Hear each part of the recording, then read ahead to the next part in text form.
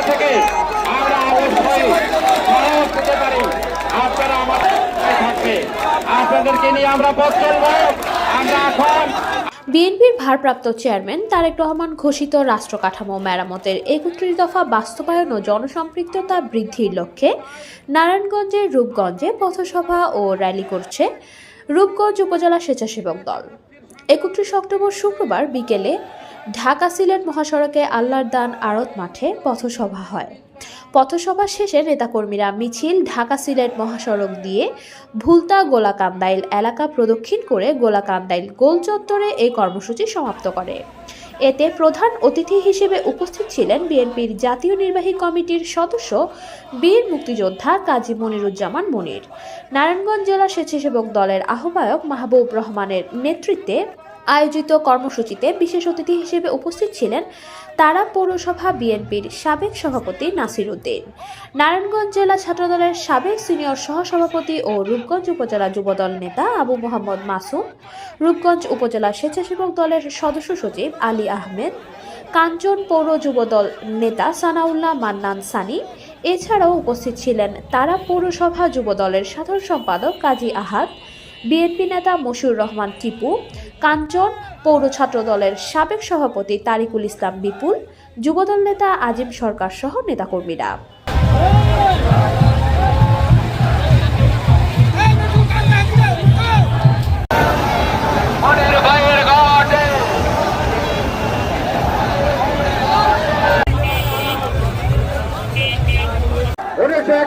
শহীদ জিয়া রহমানের নিজ কানে তার মুক্তিযুদ্ধের ঘোষণা শুনে আমি মুক্তিযুদ্ধ গিয়েছি।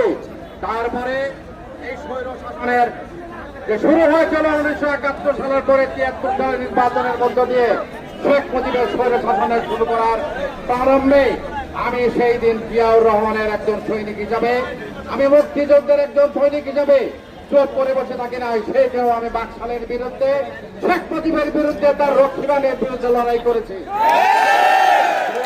নেতৃবৃন্দ, মানুষ একবারই মরে, কাপুরুষ বারবার মরে। আমি তো 71 মৃত্যুকে কান্না মুঠের মধ্যে নিয়ে আমি মুক্তিযুদ্ধে গিয়েছি। মরণকে আমি ভয় করি নাই, মৃত্যুকে আমি জয় করার জন্য 71 মুক্তিযুদ্ধ গিয়েছে। প্রিয় নেতৃবৃন্দ, আজকে আমি স্পষ্ট করে বলতে চাই, এই গণতান্ত্রিক লড়াইয়ে আজকের এই সংগ্রামে আমি আপনাদের সাথে থেকে সামনে থেকে নেতৃত্ব দিতে চাই। আমার নয়, শহীদ জিয়া স্বপ্ন পূরণ, খালেদা জিয়ার যে স্বৈরাচার বিরোধী আন্দোলনে তার যে কষ্ট, তার যে ত্যাগ, তার যে দিদীক্ষা, তার যে কষ্ট সহিষ্ণ, আজকে বারবার এই স্বৈরাচার বিরোধী আন্দোলন করতে গিয়ে, তাদের বিরুদ্ধে আন্দোলন করতে গিয়ে খালেদা জিয়াকে একটি সাধারণ মামলায় দীর্ঘদিন কারাগারে থাকতে হয়েছে। সেই দিন আমাদের মনোনয়ন প্রত্যাশীদের যেদিন উনি হাত ডেকেছিলেন, সেই দিন আমাদের নেতা, আগামী দিনের প্রধানমন্ত্রী, বাংলাদেশ দেশকে যিনি নেতৃত্ব দিবেন, তারেক জিয়া, শত নির্যাতন, শত নিষ্পেষণ, শত অত্যাচারে যিনি বিচলিত হন নাই। কিন্তু সেই দিন আমি তার চোখে পানি দেখেছি। তার চোখের পানি দেখে আমার পক্ষে, কোনো মানুষের পক্ষে স্থির থাকা কোনোভাবেই সম্ভব নয়। নেতৃবৃন্দ, আজকে আপনাদের একটা কথা বলতে হবে স্পষ্ট করে, আপনারা কি খালেদা জিয়ার এই দীর্ঘ সংগ্রাম, তার জেল জুলুম নির্যাতন, গণতন্ত্রের জন্য তার যে লড়াই, সেই লড়াইয়ের মূল্য কি আপনারা দিবেন কিনা? হাত তুলে বলতে হবে। আপনারা কোনো রকম অন্যায়ের কাছে মাথা নত করবেন না। নেতা তারেক রহমান দেশে না ফিরে আসা পর্যন্ত আমরা ক্ষান্ত, আমরা ঘরে ফিরে যাবো না। আমরা নির্বাচনের জন্য যে লড়াই শুরু হয়েছে, সেই লড়াইয়ে আমরা বিজয়ী না হয়ে ঘরে ফিরবো না। আমাদের নেতা তারেক রহমান স্পষ্ট করে বলেছেন, এই বাংলাদেশ আমাদের সবার, সবার আগে বাংলাদেশ, সবার আগে বাংলাদেশ। এই বাংলাদেশকে আজকে গড়ে তুলতে হলে, এই বাংলাদেশকে বাঁচাতে হলে, বাংলাদেশ মানুষের গণতান্ত্রিক অধিকার ফিরিয়ে দিতে হলে আজকে আমাদের সবাইকে ঐক্যবদ্ধ থাকতে হবে। ঐক্যের কোনো বিকল্প নাই। আমি একটা কথা স্পষ্ট করে বলতে চাই, 1971 আমি যেমন মুক্তিযুদ্ধ করেছি, 1971 এই দেশের কিছু মানুষ স্বাধীনতার বিরোধিতাও করেছে। এই দেশের স্বৈর শাসনের পতাকা তুলে অনেকে গোপনে থেকেছে।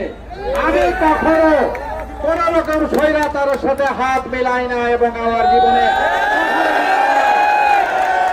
যারা স্বৈরাচারকে টিকে থাকার জন্য পরোক্ষভাবে সাহায্য করেছে, সেরকম কাকের বাসায় কোকিলের ডিম কিন্তু এখনো বাংলাদেশে আছে, আছে। তাই আজকে আমি স্পষ্ট করে বলতে চাই, আমরা ইমানের বিশ্বাসে এক, আমরা শহীদ জিয়ার সৈনিক, আমরা শহীদ জিয়ার সৈনিক, খালেদা জিয়ার সৈনিক, তারেক জিয়ার সৈনিক। আমরা কোন দোলাপরা কাজ করব না, এটুকু আছে, এই কাজ আমরা কখনো করবো না। আমরা জাতীয়তাবাদী আদর্শে বিশ্বাস করি, সেই আদর্শকে ধারণ করে শহীদ জিয়া স্বপ্ন পূরণের যে কোনো লড়াইয়ে আমরা ছিলাম, আমরা আছি, আমরা থাকবো ইনশাল্লাহ। কানিস ফাতেমা, চ্যানেল 21, রূপগঞ্জ, নারায়ণগঞ্জ।